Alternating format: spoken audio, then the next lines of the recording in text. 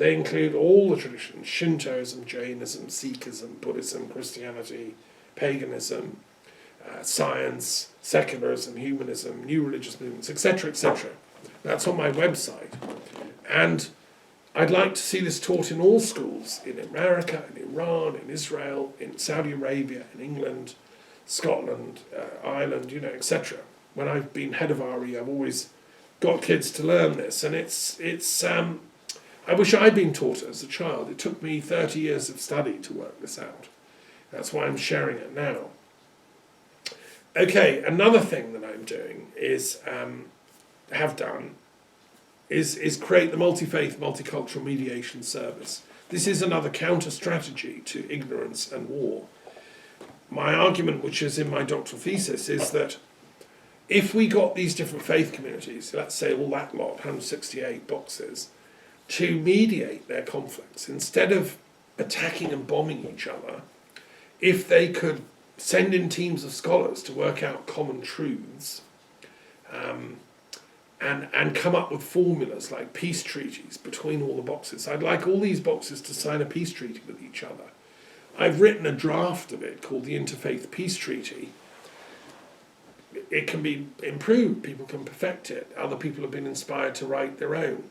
The Pope has been inspired, Pope Francis, to go off to meet with the head of the Al-Azhar University in Cairo and sign a peace treaty, sort of bilateral between Sunni Islam and the Vatican. But thank you, Mr. Pope, but that's not enough. You should do the same with the Shias. You should go to Tehran. Or it looks like you're taking sides and colluding in this American triumphalism against Shiism. No, Mr. Pope, also go to Tehran, please, and sign a peace treaty with them, just to show the Americans that you're not colluding in this demonization of Iran. I mean, the Catholics have liberty in Iran. I don't think they have it in Saudi Arabia.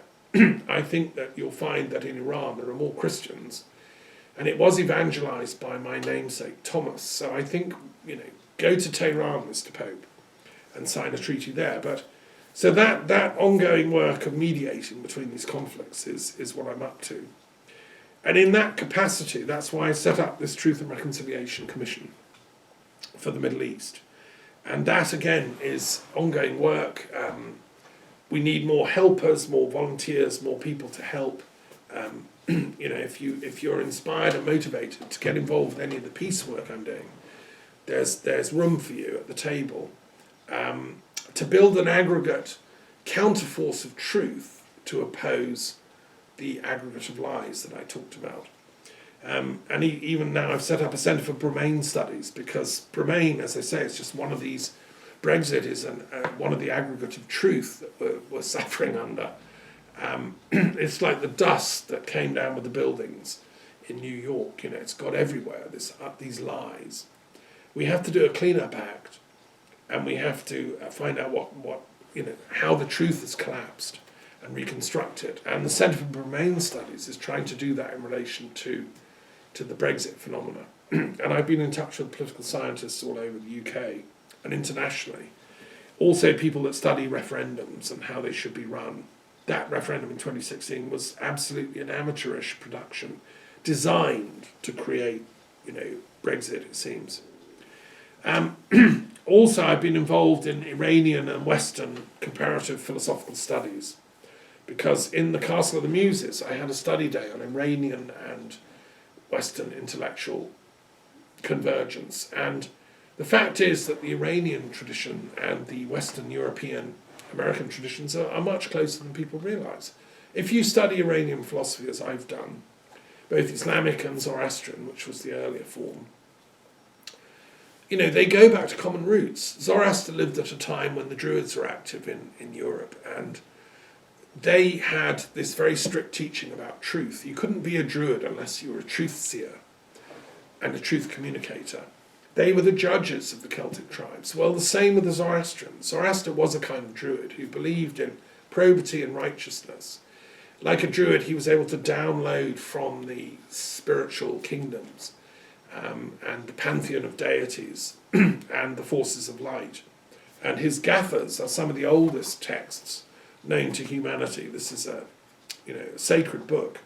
it's kind of the grandfather of the Quran and the Bible and the many of the other scriptures. The Druids didn't write them down, it was handed orally. So, comparative study of Iranian and European philosophy is very important, and this is, again, an antidote to creating a counterforce for truth that can oppose the lies. So, what's the finding? Well, if you look at Mullah Sadra and the other Shia intellectuals, they're aware of the active intellect, what they call the aql in Arabic, that it exists in us, but it's a divine thing that we're lent. When we become a human being, when we're born, incarnated, we get this incredible package. We get a body, we get sensation, we get sight, we get hearing, we get also reason. They come from the Lord, they come from God, who underpins the whole thing, and makes it possible for us to be here. It's an incredible world. So the Shias are very life-affirming people. They love the world, they love God deeply, and they love the Quran because they recognise that it came from the source of this universe. Well, so do the greatest of Western thinkers.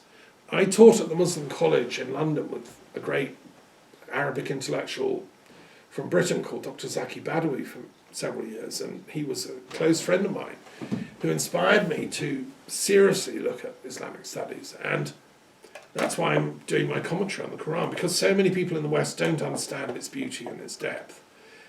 Whereas if you study Shia Iranian tafsir, you realise that these people have gone into it in depth that makes our thinkers look shallow almost by comparison. There's a few biblical commentators in the Christian tradition that are on their level. There's a few philosophers, like Hegel maybe in European philosophy, who are as deep. But you have to go pretty deep to find the equivalents, So we need to be having a wisdom race. And I want to say, how are we going to do that with European thought in such chaos and confusion? Well, one of my colleagues, a chap called Rob Riemann, has just done a brilliant talk about to oppose the spirit of this age. He's written a book, and he's talking about how to oppose fascism in Europe, this kind of knee-jerk, petty xenophobia that's making a reappearance after we thought it was dead and buried by my parents' generation. And he's a genuine European intellectual saying we need to do it through accessing culture and wisdom and the arts and meaning. What is it we stand for as a European society? We stand for truth. And the people that are the bringers of truth are our cultural heroes. They're the Goethes, the Shakespeares, the Racines, the Beethovens, the Picassos, the artists, the visionaries, and the philosophers. And Hegel is one of them. And I want to quote, I'm doing a commentary on Marx's Das Kapital, amongst these other things. And one of my things I'm doing in that commentary is looking at Hegel's influence on Marx. I think Hegel was a greater philosopher than Marx. Marx wasn't really a philosopher.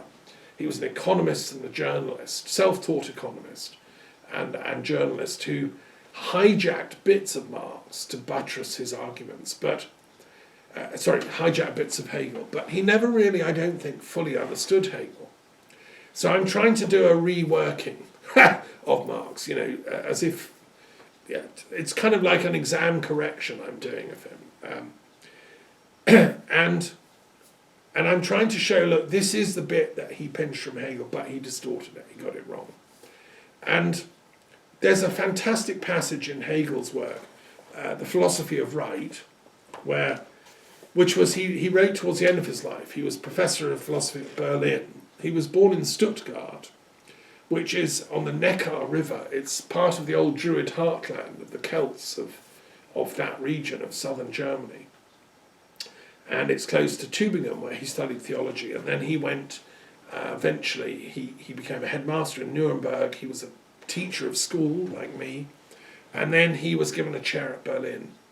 And by then he'd written several amazing books. The Phenomenology of Spirit was his first very important book in 1807, where what he does there is he sort of analyses the mind, das Geist, but the spirit from within, and looks at its evolution in terms of consciousness and what is it to be incarnated as an intelligent human being? What is this nous, which was Aristotle's word for the intellect? So Hegel tried to explore it. Now, he'd been studying deeply in world religions, not just Christian theology in depth, but also other religions, Buddhism, Platonism, ancient classical pagan traditions, Neoplatonism, and the Hermetic mysteries. He was an expert in Jacob Boehme and the Kabbalistic interpretations of his and the Jewish thought. So he worked on a huge synthesis, and if he had access, he would have studied all 168 boxes in great detail, as I've done. They didn't know as much as we now know. We've got much more detail, which is why it's so exciting to be alive now. But Hegel was the polymath of his day. He studied as many of the boxes as he could find. And he then tried to say, well, what is this human mind? And he said, okay, the human mind is a droplet of divinity, as Sir George Trevelyan, my late friend, used to say. Each one of us here, me talking, everyone listening, whoever, is a droplet of the cosmic mind, which is ultimately the divine mind, which is ultimately God, which is what Muhammad accessed for the Quran. It's what Jesus accessed for his teachings, what Buddha accessed for his Buddha nature teachings of the Lotus Sutra. It's what Zoroaster accessed for the Gathas and so on. It's what every prophet accesses. And Hegel was trying to describe, that process. And it's a masterpiece, read it, listen to my commentary on it. Then later, when he's in Berlin, he writes this book on the philosophy of society and politics. What is it? Okay, given that, if we're all droplets of divinity, so what should society look like? Well, obviously it should be some kind of democracy. We should all have some kind of say. But does that mean no hierarchy, no like formal structures, no monarch, no government? What? That's what he talks about. He talks about civil society as an egalitarian state, but in which ethics is given free rein. And the most important way to get a peaceful society is through education. And I agree with him 100%. The founder of my University of London, Lord Haldane, who pushed an act through that created a University of London out of the disparate colleges, King's, UCL, Imperial College, LSE. They were all like separate little archipelagos of learning in London. Haldane, who was a Hegelian philosopher, said, no, let's cobble them together and have one thing, the University of London. I love Haldane. He was a Scot, by the way, a highly intelligent man. And a rare thing in those days, an actual intellectual politician that told the truth. Gosh, where have they all gone? Anyway, what Hegel says is, this is the bit that I love. The final purpose of education, therefore, is liberation. I mean, God, how many teachers have told you that? That is the final purpose. Okay. And the struggle for a higher liberation still. Education is the absolute transition from an ethical substantiality which is immediate and natural to the one which is intellectual, and so both infinitely subjective and lofty enough to have attained universality of form. To unpack what he's saying there, he's saying that education is the process whereby we grow out of egotism. Okay, it's a bit like Ken Wilber and Maslow. They talk about the stages of the soul's growth. We start with thinking that ethics is doing what's good for me. Stealing, well, that's not a problem. I need that thing, so I'll steal it. Killing, well, that's not a problem. I want that woman. I'll kill the husband and steal her. That's where we begin. That's the nursery school. And sadly, some kids, are stuck at that level. That's very primitive kind of thinking, but it does exist. Now, then you grow up out of that, and you begin to universalize ethics. You begin to realize, hey, if I steal that man's wife and burn his crops and destroy his home, he'll really be sad. and the wife won't be particularly happy either. So I'm not going to do that because, you know what, he might just steal mine. So I'll make peace with that guy instead. And then you realise that stealing is not good because they might steal from you, and why, we've got enough, let's share, here, have some. So that's when ethics gradually moves, as Hegel says, towards, and it moves from an ethical substantiality which is immediate and natural, i.e. it's just ego-based and, I want it, therefore have it, to one which is intellectual. I've activated my nous. I can see that, well, those Iranians, they're just people like us. They have families, they have lives, they're falling in love, they're having, parties. They're nice people, the Iranians. Watch that documentary of a train journey through Iran. It's a beautiful documentary, just ordinary Iranians chatting and going on pilgrimage on their trains, just like you and me. Well, that's then, okay, so I transition from ethical substantiality, which is like America's right, America's best, America's the only good country, or Israel's great, or the UK's best, to an ethics which becomes intellectual, because I can see actually this noetic energy, this mind, is collective to all humanity. Gosh, even the Chinese have minds, even the Iranians, even the Jews, even the Muslims, even Americans, right? So I kind of wake up to a place of being an intellectual, realizing that we've all got this intellect that we share, this common mind, the aql, as it's called in Arabic. And when I realize that, I enter a space of infinite subjectivity, because I realise that what connects me to all these people, Iranian, American, Scots, whatever, is our common subjectivity. It's because you have thinking and I have thinking that I can honour you as a droplet of divinity. I recognise you as a child of God as well. And that's what Hegel means by this infinite subjectivity.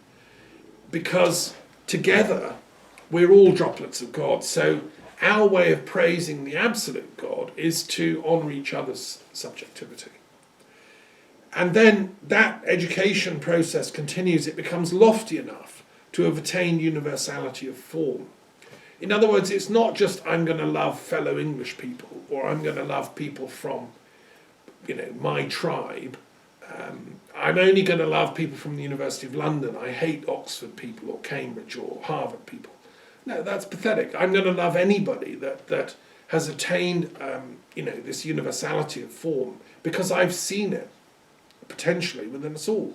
So this is what education means, and higher education is to be brought to that place of universality and love, so that the thought of lying to create a fake war against country X or Y would be so distant from your being, it would be like just incomprehensible.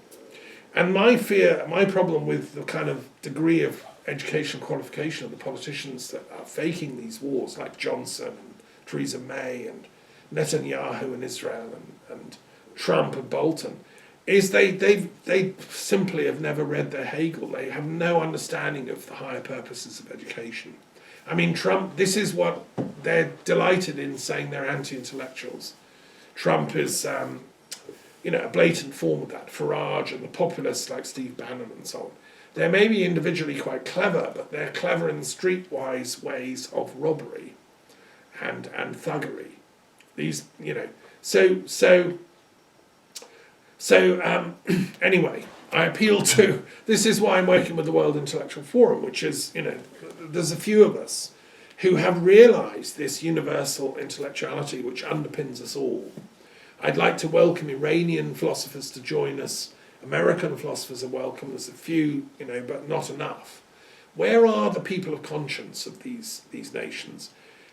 Rather than allowing our political leaders to, prime their weapons, let us prime our minds and reach out to each other in fraternity and peace.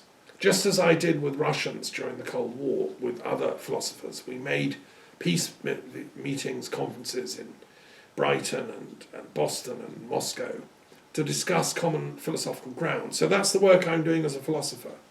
And that's another of my strategies to counter the lies aggregation through developing the work of Philosophers for Peace, which I'm vice president of internationally, with my dear friend Glenn Martin, who's president of America, and Professor Shumakov in Russia at the Russian Philosophical Association. So, we're working with the World Philosophy Association and so on. So let's carry on with that.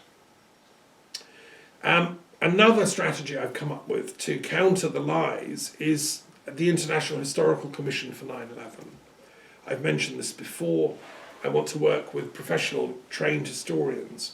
I'm both. I'm a historian and a philosopher and a specialist in religious studies. But some people, just historians, I want them to come on board and work with this commission. We need to find a definitive answer to the question of how 9/11 happened. Put all wars in the Middle East on hold. Declare immediate ceasefire in Yemen, immediate ceasefire over Iran.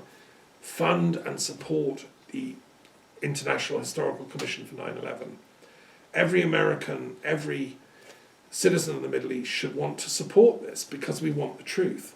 The only people that would block this are the people who propagated that tragic event and the consequences, War of 2003, etc. Okay, so another thing that I've tried to do in building an aggregate counterforce of truth is to name the medical condition that I think underlies a lot of the lies.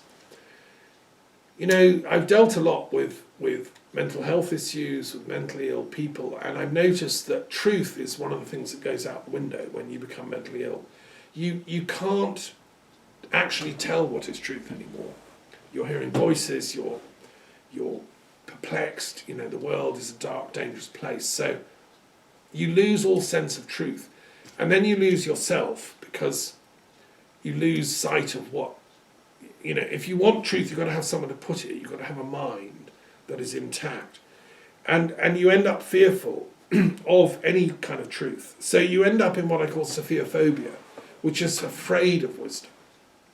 And I think a lot of the people that commit pathological acts like rape, violence, bullying, murder, whether on individual or mega scale, are suffering from Sophiophobia. And I've noticed something else in history, in my studies of history, that when you call out people who are dictators and totalitarian types, they then cause a counter-tumult.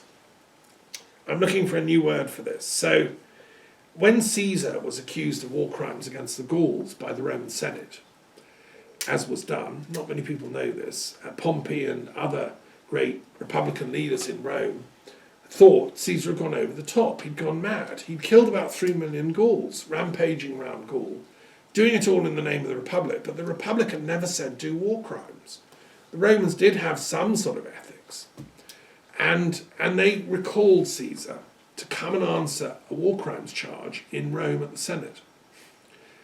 And what Caesar did, instead of going back and facing the music and saying, yes, I did go a bit over the top there, sorry about that, being imprisoned for a year or something and stripped of his post, instead he marched on Rome with his army and seized Rome and became a fascist dictator. And he had killed a number of the senators that were trying to prosecute him. Now, this is the reaction of fascist types. When you challenge their ethics and you say, oi, X, did you order the murder of Y? They go for you. They try and kill you. So we have to be a bit cleverer. We have to head them off at the pass. And my analysis of this war drums against Iran is these elite, corrupt, negative, Sophia-phobic types are a bit worried that their bundle of lies are about to come crashing down. It's going to be proved soon that 9/11 inside job. Colluding with Al Qaeda, Iraq War 2000 unjustified, illegal. Somebody's going to jail. Murder of Arafat. Sorry, we did it. Yeah. Brexit, yeah, sorry, that was another, fake thing. We did that, etc., etc. Now, if all these lies are about to be found out by stubborn academics like myself and truth seekers, of which there is a few around on the planet, thank God, what will they do but do a Caesar? They're going to attack Iran, create another huge tumult and oppression, which is what the Quran calls it, just to take the distraction so that their crimes, which they've committed so far, don't get found out. So that's what the criminal does. They then set off new bombs, new attacks, like happens. So anyway, so watch that behaviour pattern, and we have to get our act together. And it's a medical problem. These people are literally insane, possibly possessed in the classic sense. We have to pray with the fellow saints on the planet, and there are a few left. There are some saints in incarnation. We have to gather the saints to counterforce these lies. That's what I'm doing with the World Intellectual Forum, which is a gathering of the great minds of the planet. That's what I did by creating my Institute of Peace Studies at the beginning in the University of London, when all this work started in 1991, during the first Gulf War, when the West fell out with Iraq over Kuwait. It seems a very long time ago now, but it's a sequence of events, and my institute has kept the paperwork, the notes, the files, the archives all the way through. It's what I'm doing with the Druids for Peace work I'm doing as an archdruid, with the peace sword of European Druidry and Britain. And I'm trying to train up new people that can carry the load of truth, because you need quite a lot of spiritual discipline to be able to take that. You need a very sophisticated intellectual capacity to what Hegel describes as higher education, to be able to see from the ego to the higher universal perspective. It can take a lifetime of training, but it's got to be done, and it can take more than one life sometimes. They say of Druidry it took 20 years. I'd say, yeah, it takes 20 lifetimes to be a peace Druid. And then another thing I'm doing is I've created this thing, WMASC, the World Messiahship Avatar and Seershant Council. This is an exciting project that I'm talking about now in public for the first time. It's slowly going public. I worked for many years with many great sages and saints and Sufis and Kabbalists and Buddhists and advanced meditators and tantric gurus and you name it. And I've often asked them about their eschatological views and when is it going to improve on this planet? And they usually say something like, yeah, well, we'll do what we can, but it's not going to improve properly till the Messiah comes, or till Maitreya comes, or till Muhammad comes back and Jesus, or till whatever. There's always a not yet that happens, right? And I've asked them, I've said to senior Buddhists I've met, great lamas, I've said, well, when's this Maitreya coming back? Is it going to be in our lifetime? Oh, no. Some of them say, no, not for 40,000 years. Some say, no, not for 5,000 years. I've asked Hindu gurus, when is Kalki coming, who's the next incarnation of Vishnu? And again, you get different answers from different ones. They say, oh, not in this lifetime, maybe in 10 lifetimes, etc., etc. And every Christian that I've met, theologically advanced types, I've asked, when is this Christ coming back? What's going to happen? How's that going to work out? And you get different answers from different ones. And then I've talked to Jews in Israel and in London and New York, and I've said, well, what's your teaching on this Messiah? What kind of Messiah? When's he coming? He, she. And yeah, well, we don't really know, but we just carry on being Jewish until it turns up. We'll know then. And then in the history of Judaism, there have been different messiahs come, like Shabbatai Zivai, who converted to Islam, which might be quite a good idea. One way to solve the Middle East problem is if every single Jew actually became a Muslim, like Shabbatai Zivai said, that would solve the problem. And they could go on being Jewish because they're protected people with Islam. I mean, I know it's a slightly naughty idea, but it could be done that every single Jew could also now become a Muslim and carry on just being Jewish, right? and everyone would live happily ever after. That would be Shabbatai Zivai was actually the Messiah. We got that one wrong, folks. But no, Gershom Scholem wrote about the Messiah, and he was a great academic and founder of studies of Kabbalah. So there's a lot of confusion. It seems to me there's two kind of versions of the Messiah. And by the way, in the Zoroastrian tradition, the Messiah figure is called the Seishant, and he is the saviour that's going to come repeating Zoroaster's work, but fulfilling it. And he's going to defeat the forces of evil, and everyone's going to live happily ever after he's come and won the battle. Okay, so, and in the Hindu idea, it's the avatar comes down, and the next one will be Kalki. Right, but nobody knows where any of these people are. There's complete confusion, and even within the religions, there's confusion. Some say, well, Rabbi Schneerson, he was the Messiah, but he's dead now, and so then some other guy or whatever.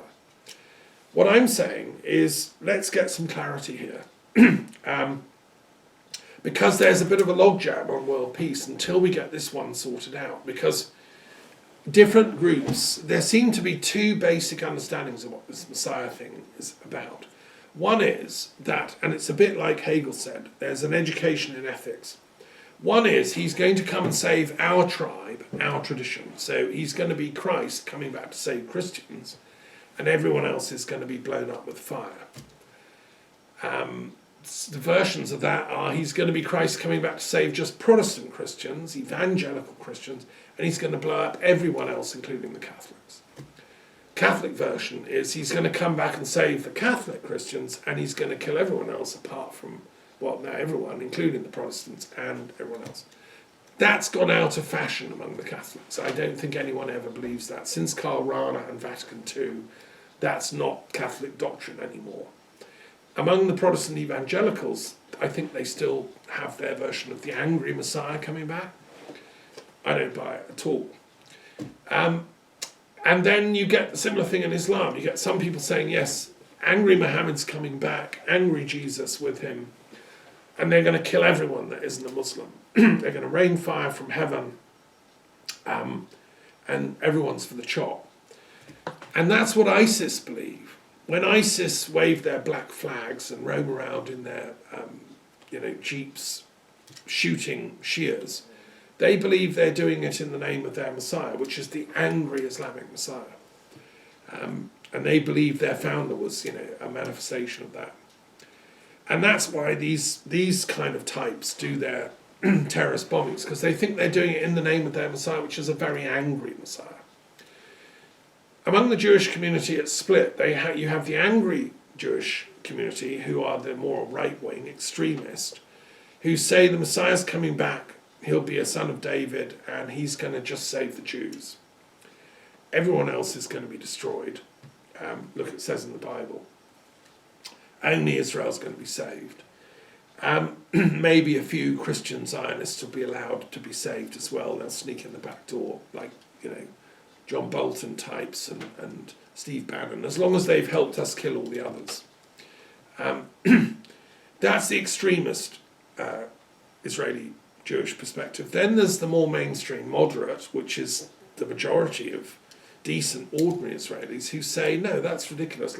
Our Messiah, when he comes, she is going to be a universal Messiah. Yes, he's going to save Israel, but he's also going to save all of humanity. He's going to fulfill the prophecy of peace in Isaiah. And because he's the son of David, that means he's a descendant of the Moabitess Ruth. So he was part pagan. And the whole point of the book of Ruth, which we've just celebrated at Shavuot, is to celebrate pagan Jewish reconciliation and healing, because we're all one, people. And after all, Moses was taught by very highly educated pagan scholars. Like a figure that I've been celebrating